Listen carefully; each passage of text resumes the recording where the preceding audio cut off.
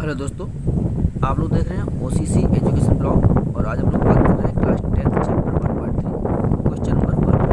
Question number 1 कहता है prove that root 5 is irrational. Root 5 को हमें इरेशनल प्रूव करना है।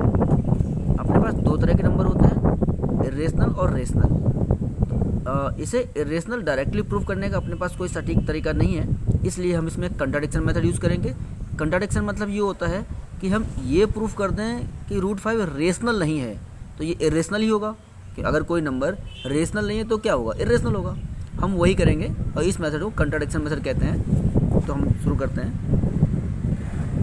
Late root 5 is rational, it means we have a and b, we have a and b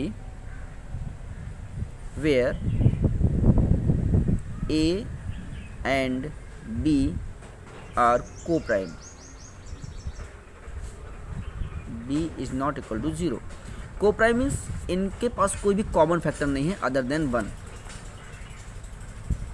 such that root 5 equal to a upon b, a b have no any common factor other than 1। a और b में कोई भी common factor नहीं है। ये हो जाएगा b root 5 equal to a squaring both side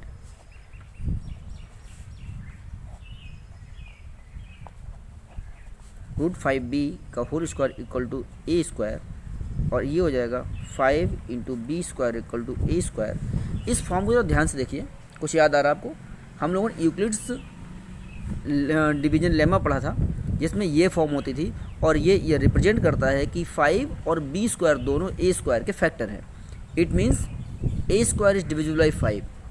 एक थ्योरम होती है अपने पास इसी चैप्टर में, अर्थमेटिक फंडामेंटल थ्योरम, और according to that if any number is divide any square number then that number will also divide the original number. 5 अगर ए square को divide करता है या 5 अगर ए स्क्वायर का फैक्टर है तो 5 ए का भी फैक्टर होगा। इसको हम इक्वेशन नंबर 1 ले लेते हैं, फिर लिखते हैं here 5 is a factor of A square, therefore 5 will also be factor of A by arithmetic fundamental theorem. Arithmetic fundamental theorem से 5 ए का एक फैक्टर प्रूफ हो गया, यानी कि ए का तो हमें एक फैक्टर मिल गया, उसका फैक्टर क्या है 5।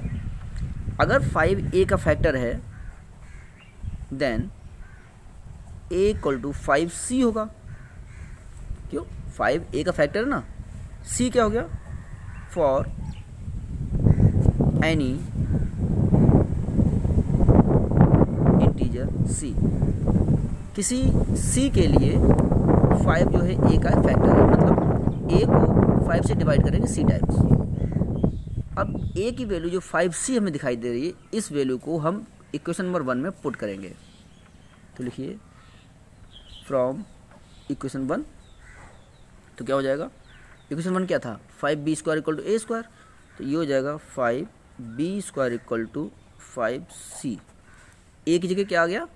5c, और उसका हो गया स्क्वायर, तो ये हो जाएगा 5b square equal to 25c square, और ये 5 इधर मल्टीप्लाई होता जाएगा, डिवाइड का हो जाएगा, तो ये हो जाएगा b square equal to 25c square, और 5 नीचे कैंसिल आउट हो जाएगा, तो ये हो जाएगा 5c square, b square equal to 5c square. बीच बदल लेते हैं।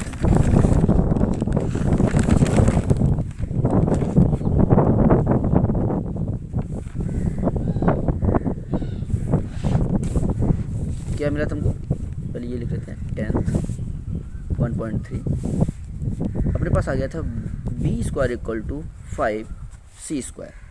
अब फिर ये यूक्लिड्स डिवीजन लेमा का फॉर्म आ गया, b² के 2 फैक्टर मिल गए में 5 और c², means 5 is a factor of b²।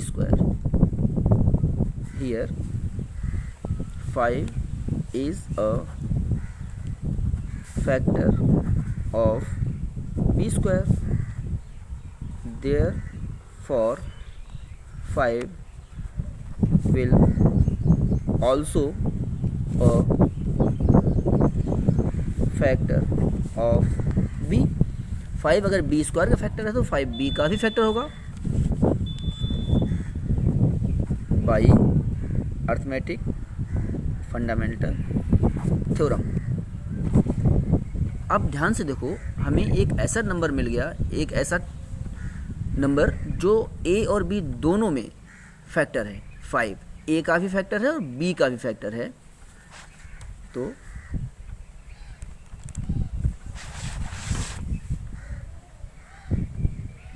It means 5 is a common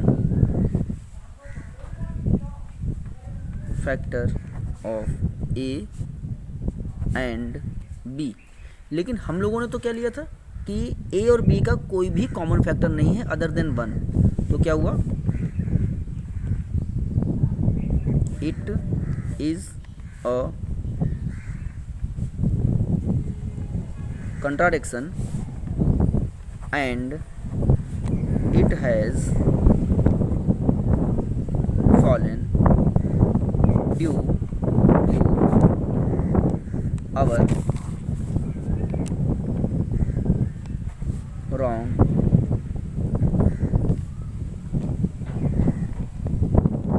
assumption। ये हमारी गलत सोच का परिणाम है। पहले हमने लिया था कि a और b का कोई भी कॉमन फैक्टर नहीं है, लेकिन सॉल्व करते करते हमें a और b में कोई कॉमन फैक्टर मिला, ये 5। ये क्यों हुआ? क्योंकि हमने पहले गलत सोच ली। गलत हमने क्या सोचा था कि √5 इज अ रेशनल नंबर। तो हम क्या लिखेंगे यहाँ पे, it shows that √5 is not a rational. और अगर √5 रेशनल नहीं है तो क्या हो गया, √5 इरेशनल होगा, बस खत्म। Therefore √5 is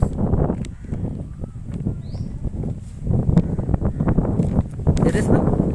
√5 हमारा इरेशनल प्रूफ हो गया। ये तो हमें वेरीफाई करना था कि √5 अगर रेशनल नहीं है तो वो इरेशनल होगा। अब इस मेथड बोलते हैं हम कंट्राडिक्शन मेथड। हमने शुरुआत से क्या लिया था,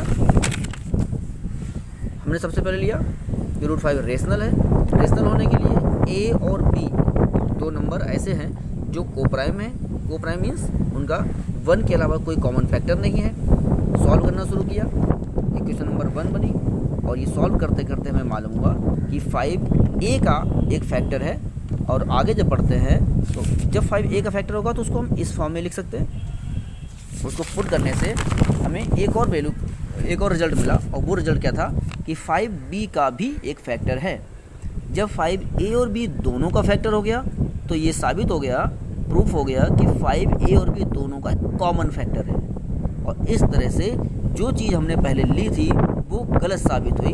that was a contradiction, that was our wrong assumption, and by this we can say that √5 is not a rational number. Due to this result we will conclude that √5 is irrational. Okay, ये question first था। Next video हम लोग question number 2 लेके आएंगे। तब तक आप इसको देखिए, समझिए, और अगर कोई प्रॉब्लम हो तो आप मुझसे कमेंट बॉक्स में लिख करके बात कीजिए। ओके।